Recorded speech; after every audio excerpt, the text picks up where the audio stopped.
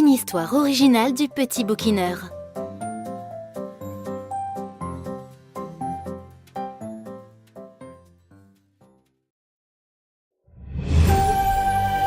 À la recherche de Daisuke. Épisode 10. La ville du Marais d'Or.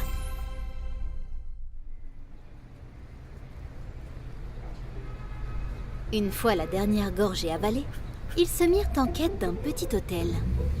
Tante Suzy trouva un établissement nommé le Ruban Rouge. Il leur sembla accueillant et plus encore. De bon augure car un superbe dragon ornait le logo de l'hôtel. Il était fièrement affiché sur la porte et sur le comptoir. « Comme c'est beau !» murmura Alice en pénétrant dans l'entrée d'où émanait une riche odeur qu'elle se souvenait déjà avoir sentie, mais sans se rappeler où. « Léo, regarde !» dit Kazuko en le poussant du coude. « Quoi ? Le livre là !» D'un air effaré, ils s'aperçurent que le livre de la légende ornée du dragon qu'ils connaissaient bien maintenant trônait sur un pupitre non loin du comptoir. « Maman !» Oui, j'arrive mes chéris. Qu'y a-t-il ? Regarde !» dit Kazuko en désignant le livre du menton. Oh, je vois. C'est une drôle de coïncidence. Je vais demander au réceptionniste s'il aurait des informations utiles. Qu'en dites-vous ? Oui, vas-y maman, on te fait confiance. Tante Suzy s'approcha du comptoir et s'adressa au jeune homme. Bonsoir. Auriez-vous une chambre disponible pour 5 personnes ? Juste pour cette nuit ? Oui, bien sûr. Arigato. J'aimerais apprendre à parler japonais comme Tante Suzy. Oh, tu sais, il y a des facilités. Mais il y a aussi beaucoup de choses compliquées. Ah bon ? Tant que ça ? Il y a un mot différent selon que tu t'adresses à des gens de ta famille, que tu ne connais pas, ou selon que c'est un homme ou une femme, par exemple. Ah bon ? Oui, et pour l'écriture, c'est pareil. Maman nous a appris les 2 langues. Eh ben, non seulement il y a des différentes écritures en minuscules et en majuscules, mais en plus, il y a des caractères spéciaux qu'on appelle kanji, qui sont des symboles et des mots à eux tout seuls. Et non seulement ça, mais quand il y a des kanji, ça suffit pas. Ils rajoutent des hiragana à côté. Des quoi ? Des hiragana. Ce sont les caractères qui servent à écrire les mots qui correspondent à aucun kanji. Et pour les mots étrangers, on utilise encore des caractères différents. Ça s'appelle des katakana. Ça en fait des choses à apprendre, dit Alice, impressionnée. Tante Suzy partit d'un grand éclat de rire avant de dire « Allez les enfants, on monte dans la chambre numéro 5. » Ils continuèrent à discuter en montant avec leur sac à dos. Une fois dans la petite chambre, qui était spacieuse sans être luxueuse, ils déballèrent leurs affaires, se rafraîchirent un peu et étalèrent une nouvelle fois la carte devant eux pour avoir une meilleure vue avec le papier de l'énigme à côté d'eux. Ils étaient en train d'étudier les villes possédant un château avec des tourelles et des montagnes à proximité et qui auraient une orientation propice par rapport au soleil. Au fait, le réceptionniste m'a dit qu'il suffisait de chercher un château faisant face à des montagnes.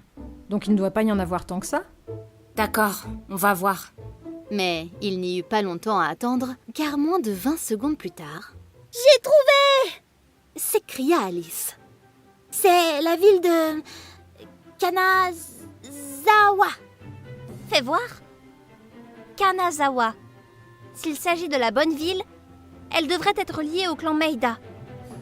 Je vais faire une recherche sur Internet. Yuna saisit son téléphone portable et entra les mots-clés dans la barre de recherche. Oh, ça y est, on l'a! Ah bon ? Lis-nous ce que tu as trouvé, Yuna. Grâce au puissant clan Meida, la ville de Kanazawa est devenue un véritable foyer de la culture japonaise.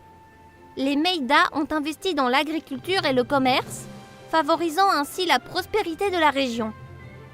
Le terme Kanazawa signifie littéralement le marais d'or.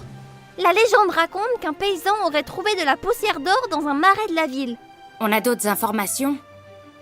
Oui, les Meida étaient de grands mécènes des arts et de la culture et ont contribué à l'épanouissement des arts traditionnels japonais tels que la céramique, l'artisanat, la calligraphie et le théâtre no. Mais est-ce que cet article mentionne un château ? Écoutez-moi ça. Yuna prit une profonde inspiration. Le clan Meida a construit le château de Kanazawa. Il s'agit d'un édifice impressionnant comportant de vastes jardins et des tourelles. Top ! C'est génial, on a identifié le château. On approche du but. Maman, on part quand ? C'est super, les enfants. Cependant, il va falloir attendre qu'il fasse beau si on veut avoir une chance de découvrir le message suivant. Mais pourquoi avons-nous besoin du soleil? demanda Kazuko, qui ne se souvenait pas de toute l'énigme. Eh bien, selon l'énigme, c'est le rayon qui nous guidera vers le message. Tiens, regarde. Devant les montagnes et dans le ciel, où les cimes se rejoignent, suivez le soleil.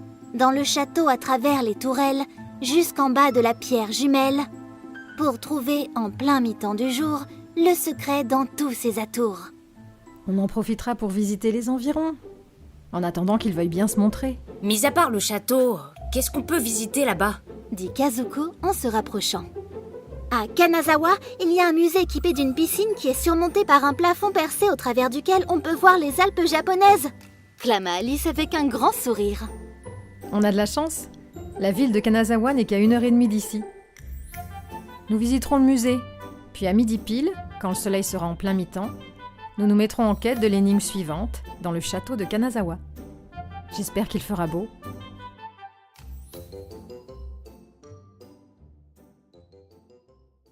L'épisode est déjà terminé.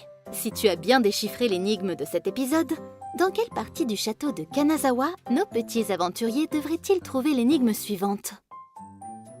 Laisse-nous un petit commentaire avec ta réponse. Nous te lirons avec grand plaisir. L'épisode suivant sera disponible mercredi prochain.